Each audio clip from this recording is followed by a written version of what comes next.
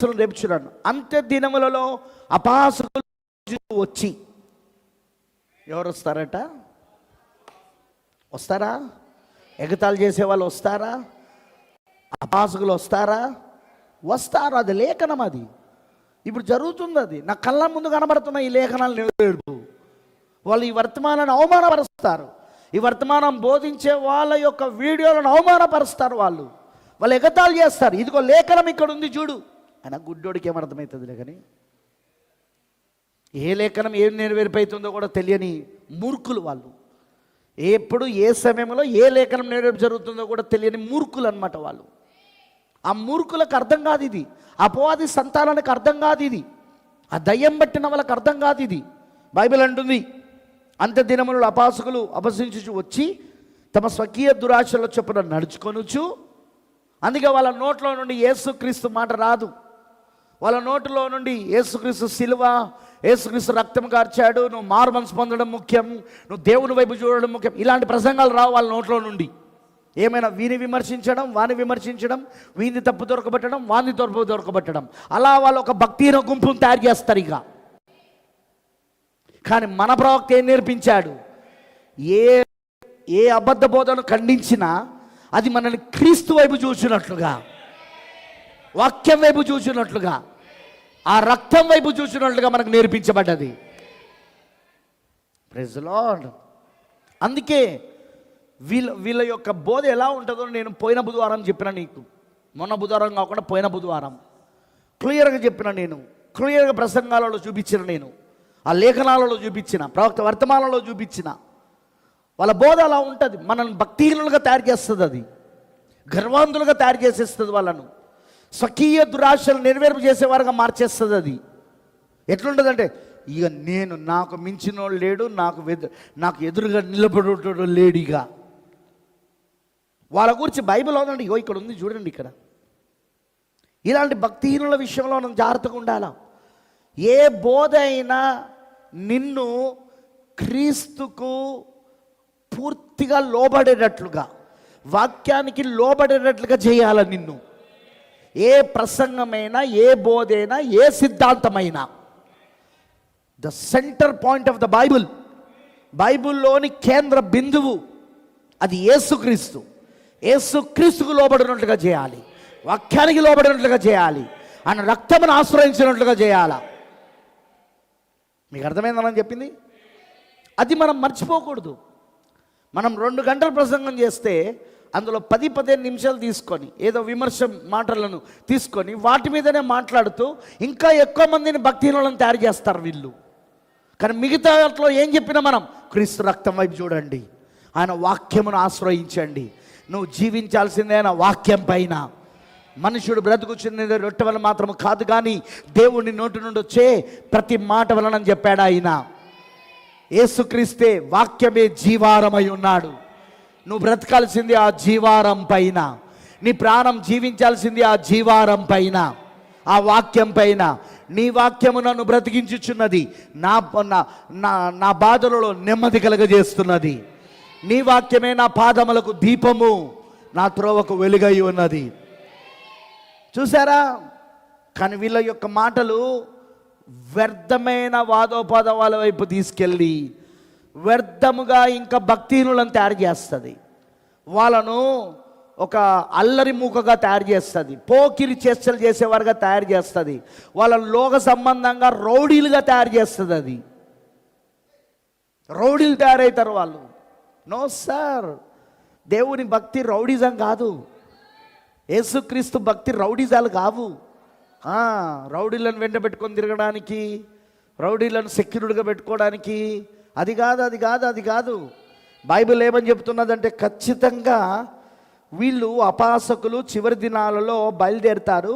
వీళ్ళు తమ స్వకీయ దురాశలను చొప్పున నడుచుకుంటూ ఉంటారు. వీళ్ళ స్కీమ్స్ వీళ్ళకు ఉంటాయి. వీళ్ళకి ఎట్లుంటుందంటే, ఏదో ఒక టాపిక్ తీసుకోవడం, దాంతో వీళ్ళు ఫేమస్ అయిపోవడం, ఎవరినో ఒకళ్ళని విమర్శించి, దాంతో వీళ్ళకి చాలామంది భక్తిహీనుల గుంపంతా వీళ్ళకి ఫేవరెట్లుగా మారడం, వాళ్ళు డబ్బులు పంపేయడం. అంతే. ఇక ఇదంతా మనీ మేకింగ్ స్కీమ్స్ అనమాట. డబ్బులను తయారు చేసుకునే, డబ్బులను వసూలు చేసుకునే ఒక బ్యాచ్ అనమాట ఇది.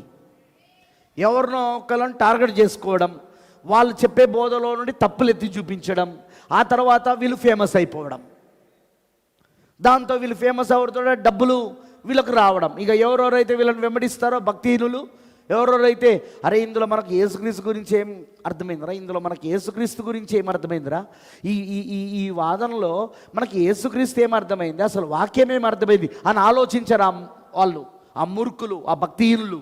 వాళ్ళు ఏం ఆలోచిస్తాడు, అబ్బా మన అన్న గొప్ప అన్న, మన అన్నకు సాటినోడు లేడు, మన అన్నను ఢీకొనేటోడు లేడు, మా అన్న ఇది లేదు, మా అన్న అది లేదు. తొందరపడక, అన్న సంగతి తొందరలోనే తెలుస్తుంది, త్వరలోనే తెలుస్తుంది, దేవుడు చూపిస్తాడు. ఇది అన్నలు తమ్ముల సమయాలు కావి ఇవి. అయితే ఇలా చేసి వాళ్ళు ఏం చేస్తారు, ఎందుకు బ్రదర్ అంటే ప్రయోజనం, వాళ్ళకి డబ్బు వస్తుంది. వాళ్ళకు ఇలాంటి వ్యర్థమైన వాద ప్రతివాదాల ద్వారా, చర్చా వేదికల ద్వారా వాళ్ళకి అదే వస్తుంది. మార్క్ బ్రదర్కి నిద్ర పడతలేదు, ఎప్పుడొచ్చిండో మా బెడ్రూమ్కి, అయ్యగారు ఎప్పుడొచ్చిండో మా బెడ్రూమ్కి, ఎప్పుడు పడుకున్నాడో నా పక్కన. ఏంది కామెంట్స్, ఏంది పిచ్చి పిచ్చి కామెంట్స్, పిచ్చి పిచ్చి కామెంట్స్. కామెంట్ చేస్తే కరెక్ట్ ఉండాలా, దానికి కొంచెం ఎగతాళి అంటే ఇదంతా ఎగతాళనమాట. ఇగో ఇక్కడ చూపిస్తానుగా అపహాసకులు అనమాట వీళ్ళు, ఎగతాళి చేయడం. ఇది నీ ఇల్లు ఏమైనా నా ఇంటి పక్కన ఉందా, నువ్వేమైనా నా ఇంటి పక్కన ఉన్నాడు అని నేను నిద్రపోకపోవడం నువ్వేమైనా నా బెడ్రూమ్కి వచ్చి చూసినావా? ఇట్లాంటి పిచ్చి పిచ్చి కామెంట్స్ అన్నమాట. మనం పట్టించుకోవద్దు వాటిని, ఆ పిచ్చి పిచ్చి కామెంట్స్ని. వాడు పిచ్చోడు, వాడు మెంటలోడు, వాడు ఇట్లాంటి రెచ్చగొడతా ఉంటాడు వాడు. మార్క్ బ్రదర్కి, కేవి మార్క్ గారికి నిద్ర పడతలేదు. అసలు నా ప్రాబ్లం ఏంటో చెప్పాలా, నాకు నిద్ర ఎక్కువ. నాతో పాటు ప్రయాణం చేసేటోళ్ళు అడగండి, కారు ఎక్కినానంటే నిద్రపోతా. నాకు నిద్ర ఎక్కువ, నిద్ర తక్కువ కాదు, నాకు నిద్ర ఎక్కువ. చాలామంది నన్ను అడుగుతుంటారు, పాస్టర్లు నీకు వరం ఉంది పాస్టర్ గారు, నిద్రపోయే వరం, మాకు నిద్రలు పడతలేవు, నువ్వు అలా నిద్రపోతావు, నువ్వు ఎలా నిద్ర పడుతుంది నీకంటే, ఏమో నాకు దేవుడు ఇచ్చిన వరం అది. పాపం వాళ్ళకి తెలియదు ఆ విషయం, నాకు నిద్ర పడతలేదని. ఏంటో పాపం వాళ్ళ బాధ ఏందో నాకు అర్థం కావట్లేదు. ఎగతాళి చేయడానికి కూడా లేఖనాలు ఉండాలి. అగో ఇక్కడ ఉంది మాకు లేఖనము, నువ్వు ఎగతాళి చేసేటోడు అని అర్థమైపోతుంది ఇక్కడ మాకు. చూడండి, కామెంట్స్ చేసేటప్పుడు చాలా జాగ్రత్తగా ఉండాలి మనం. లేఖనములో నుండి మాట్లాడు నువ్వు, లేఖనం దాటి కాదు. ఇవన్నీ లేఖనం దాటి మాట్లాడేది, ఇవన్నీ మనం లేఖనంలో నుండి మాట్లాడతాం మనం. ఇగో ఇలా ఎగతాళి చేస్తూ ఉంటారనమాట, హేళన చేసి వాళ్ళు వస్తారు. ఆ రోజున నోవాహు దినాలలో నోవాహు 120 సంవత్సరాలు సువార్త ప్రకటించాక ఆయన వెళ్ళి ఓడలో కూర్చున్నాడు. 7 రోజుల దాకా వర్షం పడలేదు. ప్రాఫెట్ బ్రెనమ్ గారు ఏమన్నాడు తెలుసా, ఆ 7 రోజులు నోవాహు ఓడ ఒక లాఫింగ్ క్లబ్గా మారిపోయిందట. నవ్వుకోవాలని అనుకున్న వాళ్ళందరూ ఓడ దగ్గరికి వచ్చి నోవాహును చూసి నవ్వడం మొదలుపెట్టారు. నోవాహు ఎన్ని రోజులు అందులో ఉంటావు నోవాహు, ఎన్ని రోజులు నవ్వావు అని వాళ్ళు ఎగతాళి చేస్తూ నవ్వుకుంటూ మాట్లాడారు. అదే యేసుక్రీస్తుని చూడండి, నేను అబ్రాహాము కంటే ముందు నవ్వడాను కూడా నవ్వడం మొదలుపెట్టారు. 50 సంవత్సరాలు కూడా లేవే నీకు. సత్యం ఎప్పుడు అపవాది పిల్లలు నవ్వుతూ ఉంటారు, అక్కడ ఎగతాళి చేస్తూ ఉంటారు. వెకిలి నవ్వులు అనమాట అవి. వెకిలి నవ్వి కాదు, నువ్వు వెకిలి నవ్వుతూ మళ్ళీ ఇది సీరియస్ అంటాం. అదేందో మరి అర్థం. వెకిలి నవ్వి మళ్ళీ సీరియస్ అంటారు. అసలు ఈనటోలో కొంచెమైనా జ్ఞానం ఉందా, కొంచెమైనా లేఖనాలు తెలుసా? వాక్యము టు వాక్యం మాట్లాడాలన్నప్పుడు విమర్శ అయినా వాక్యమై ఉండాలి. అది వాక్యంలో నుండి చూపించాల. వాక్యం దాటి హార్ట్ ఆపరేషన్ అయింది, ఏ ఆసుపత్రిలో అయింది, ఏ సంవత్సరంలో అయింది సార్, వచ్చి చూసినావా, నువ్వేనా నాకు డబ్బులు పెట్టింది, హార్ట్ ఆపరేషన్ అయిందని ఏ హాస్పిటల్లో జరిగింది నాకు. చూడండి, వెకిలి ఇవన్నీ ఏంటంటే ఏం చెప్పాలో తెలియక ఎగతాళి చేయడం అన్నమాట. వాళ్ళు లేఖనాలకు అర్థాలు చెప్పలేక, మనం వేసే ప్రశ్నలకు సరైన జవాబు చెప్పలేక వీళ్ళు ఏం చేస్తారంటే ఇలాంటి ఎగతాళి వీడియోలు తయారు చేస్తారు. వీళ్ళు నోవాహు దినాలలో వాళ్ళు ఎగతాళి చేశారు. వర్తమానం ఎగతాళి చేయబడాలా? యేసుక్రీస్తును కూడా ఎగతాళి చేశారా లేదా? ఆయనను ఆయనను పిలాతు కోర్టులో ఎగతాళి చేశారా లేదా? ఆయన ముఖం పైన బట్ట వేసి ఆయన ముఖం పైన గుద్దుతూ నువ్వు ప్రవచిస్తావట కదా, నీకు ప్రవచన వరం ఉందట కదా, అయితే నేను గుద్దుతున్నాడో చెప్పు చూద్దాం. ఎగతాళి చేయలేదు ఆయనను. ఇప్పుడు వీళ్ళ ఆత్మ ఏంటి చెప్పండి? వాక్యాన్ని ఎగతాళి చేసే వీళ్ళ ఆత్మ ఏంటి చెప్పండి? సత్యాన్ని బోధించే వాళ్ళను ఎగతాళి చేసే వీళ్ళ ఆత్మ ఏంటి? యేసుక్రీస్తు సత్యమై ఉన్నాడు, సత్యాన్ని బోధించాడు, అందుకే ఎగతాళి చేయబడ్డాడు అక్కడ. ఈరోజు సత్యాన్ని బోధిస్తున్నాం, మనము ఎగతాళి చేయబడతాం.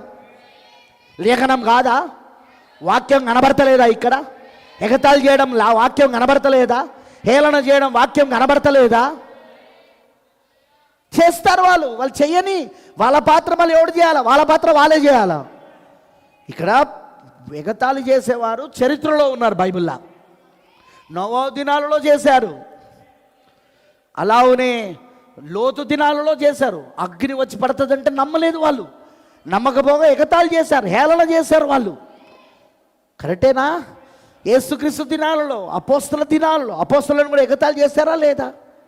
యేసుక్రీస్తుని కూడా ఎగతాళి చేశారా లేదా? హేళన చేశారా లేదా? మరి ఈరోజు మనం ఏంటి? మనం కూడా అందులోనే ఉన్నాం కదా. వాళ్ళతో మనము ఒకలం కదా. యేసుక్రీస్తుతో, అపోస్తలతో, ప్రవక్తలతో మనమందరము కూడా ఒకలము కదా. దాంట్లో కూడా మనము ఒకరిగా ఉన్నాం కదా. ఇప్పుడు అదే వర్తమానం మనం నమ్ముతున్నప్పుడు ఎగతాళి చేయబడ్డామా? చేయబడతాం మనం. బాబు నేను లేఖనాన్ని చూపిస్తాను ఇక్కడ, నేను లేఖనం టు లేఖనం మాట్లాడతాను నా వీడియోలలో, లేఖనం టు లేఖనం బోధిస్తాను నేను. కానీ లేఖనం దాటి ఎగతాళి చేసేటోళ్ళు ఎవరో వాళ్ళే గ్రహించుకోవాలి, వినేవాళ్ళు గ్రహించాల. నిద్రపడతలేదు, ఆపరేషన్ అయింది, ఏంది అబద్ధాలు? నీకు ఎవరు చెప్పింది చెప్పు నిద్రపట్టలేదని? నాకు ఫోన్ చేయపోయాను, చెప్తును కదా నాకు నిద్ర పడుతుందో లేదో, వీడియో చేసే ముందు నాకు హార్ట్ ఆపరేషన్ అయిందో లేదో నాకు ఫోన్ చేస్తే చెప్తునుగా, నేను అప్పుడు నిజాలు చెప్తూగా. అబద్ధాలు ప్రచారాలు, ఎగతాళి. మళ్ళీ అది అబద్ధ ప్రచారం ఏంటంటే ఎగతాళి కోసం అన్నమాట. అంటే ఓడిపోయిండు, భయపడిపోయిండు, అందుకే హార్ట్ ఆపరేషన్ వచ్చింది, చచ్చిపోతాడేమో, నేను రావాను, సజీవంగా ఎత్తబడతా. ఒకటి గుర్తుంచుకో, ఇక్కడ పులిపిడి దగ్గర నుండి ప్రసంగం ఆగిపోయిన రోజు గుర్తుపెట్టుకో, నేను ఈ ప్రపంచం నుండి మరొక ప్రపంచానికి నేను వెళ్ళిపోయాను. నేను ఇక్కడ నుండి నా శరీరాన్ని కూడా నువ్వు కనిపెట్టలేవు నువ్వు ఇక. ఎందుకంటే నా శరీరం కూడా మార్పు చెంది క్షేత అక్షేత చేత మింగివేయబడి, మర్తత అమర్తత చేత మింగివేయబడి నేను ఇక్కడ నుండి వెళ్ళిపోబోతున్నా, పక్షిరాజు పిల్లగా ఎగిరిపోబోతున్నా నేను. అప్పుడు ఇంకెన్ని వీడియోలు చేస్తావు చేసుకో. మార్ బ్రదర్ కనబడకపోయిండు, ఎవడో చంపేసిండు, చేసుకో, ఆ తర్వాత చూద్దాం. ఇవన్నీ ఎగతాళండి, ఇవన్నీ హేళన. మీకు అర్థమవుతుందండి అన్నది? ఎందుకు బ్రదర్? లేఖనం, లేఖనం ఇక్కడ. మరి ఇది ఎవరు చేయాలి? ఇక్కడ హేళన చేసేవారు వస్తారని బైబిల్ చెప్తుంది కదా. మరి ఇది ఎవరు చేయాలి? ఇది మనల్ని హేళన చేయడానికి ఎవరు రావాలా? సత్యాన్ని హేళన చేయడానికి ఎవరు రావాలా? సత్యాన్ని బోధించే వాళ్ళు, సత్యములో నిలబడి ఉన్న వారిని హేళన చేయడానికి ఎవరు రావాలా? మళ్ళీ ఇట్లా మాట్లాడితే గుండెపోటు ఎత్తదేమో, ఏందో ఏమో. వాళ్ళ ఎగతాళి అలా ఉంటుంది, ఉండని. కానీ బైబిల్ అంటుంది, అంత దినములలో అపహాసకులు అపహసించుచు వచ్చి తమ స్వకీయ దురాశలు చొప్పున నడుచుకొనొచ్చు.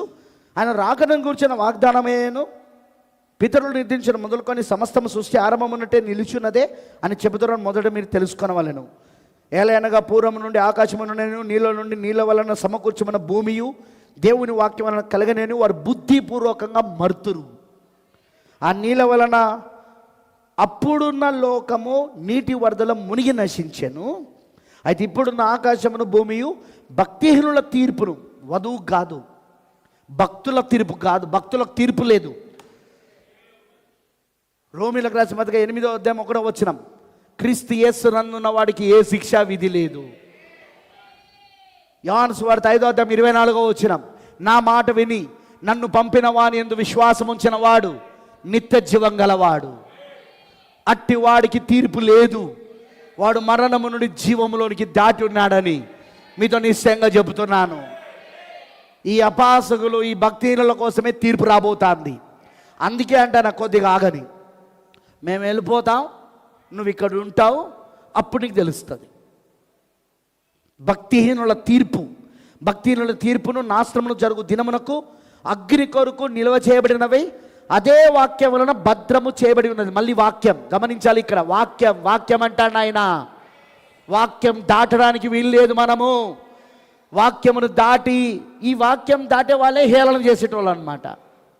వాళ్ళు వాక్యాన్ని నమ్మరు. వాళ్ళు ఇలాగూ రాయబడి ఉన్నదనే వాక్యాన్ని వాళ్ళు నమ్మరు ప్రియులారా.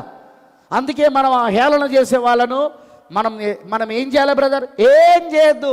ఇదిగో ఇక్కడ బైబిల్లో 2 పేతురు 3వ అధ్యాయంలో అక్కడ చెప్పబడిన 3వ వచనంలో అంత్య దినములలో అపాసకులు వస్తారనే లేఖనం వాళ్ళు జరుగుతుందని గ్రహించాలా మనం. ఇక్కడ జలప్రలయానికి ముందు అప్పుడున్న ప్రపంచమంతా నోవాహు వర్తమానాన్ని ఎలాగైతే వాళ్ళు అపహసించారో, యేసుక్రీస్తుని ఎలాగైతే ఆయన శిలువకు వెళ్తున్నప్పుడు ఆయనను అపహసించారో, అపోస్తలులను అపహసించారో, వింటున్నారా? ఈరోజు కూడా అదే జరుగుతూ ఉన్నది. ఇక్కడ అపహసించడం జరుగుతుందని ముందే చెప్తుంది బైబిల్. అందుకే అపహసించాలి. పిచ్చి పిచ్చి కామెంట్స్ పెట్టాలా మన మీద, పిచ్చి పిచ్చి వీడియోలు తయారు చేయాలా, అబద్ధపు వీడియోలు తయారు చేసుకొని మనం వాక్యంతో మాట్లాడుతున్నాం. మనం వెకిలి నవ్వులు నవ్వడం, వాక్యంతో నిలబడ్డాం. మనం ఒకరోజు వాక్యమే గెలుస్తుంది. ఎందుకంటే వాక్యము చేతనే ఇప్పుడు ఇదంతా అగ్ని కొరకు భద్రం చేయబడి ఉన్నది. ఇదంతా వాక్యము చేతనే. వాళ్ళు బుద్ధిపూర్వకంగా మర్చిపోయారు. వాళ్ళు వాక్యమేరా బాబు గెలిచేదన్న సంగతి. నోవాహు దినాలలో ఇదే భూమి, నోవాహు దినాలలో ఇదే భూమి వాక్యం ద్వారానే నాశనమైంది. మళ్ళీ వాక్యం ద్వారానే మరలా తిరిగి అది నీళ్ళలో సమకూర్చబడింది. ఆదికాండం 1వ అధ్యాయంలో భూమి అంతా నీళ్లున్నాయి, కరెక్టేనా? అయితే నీళ్ళ నుండి నీళ్ళ వలన సమకూర్చబడిన భూమి 2 సార్లు జరిగింది. అది ఒకటి ఆదికాండం 1వ అధ్యాయంలో జరిగింది, 2వది నోవాహు దినాలలో జరిగింది. కానీ వీళ్ళు బుద్ధిపూర్వకంగా మర్చిపోతారు వాక్యాన్ని. ఇప్పుడు అగ్ని కొరకు కూడా ఈ భక్తిహీనుల తీర్పు కొరకు వీళ్ళందరి తీర్పు, ఇదంతా భక్తిహీనత. ఇదంతా వాక్యాన్ని నమ్మకపోవడమే భక్తిహీనత. వాక్యాన్ని నమ్మకపోవడమే భక్తిహీనత. ఆ భక్తిహీనులందరి తీర్పు కోసం, వారి నాశనం దినం కొరకు, అగ్ని కొరకు నిలవ చేయబడినవే అదే వాక్యం వలన భద్రం చేయబడి ఉన్నది బైబిల్లో. మళ్ళీ వాక్యమే. అందుకే ప్రియమైన వధువా, ప్రియమైన పెళ్లి కుమార్తె, యేసుక్రీస్తు శ్రీమతి, వాక్యము నుండి కుడికి కానీ ఎడమకు కానీ తప్పిపోకండి. మనకు ప్రవక్త విలియం బ్రెన్హామ్ ఏమేం నేర్పించాడంటే వాక్యముతో నిలిచుండడం నేర్పించాడు. మన యొక్క దృష్టిని సాతానుడు అటు ఇటు తిప్పడానికి ప్రయత్నిస్తాడు. వాడు అస్సలు వాక్యం పైన మనం దృష్టి పెట్టాలి.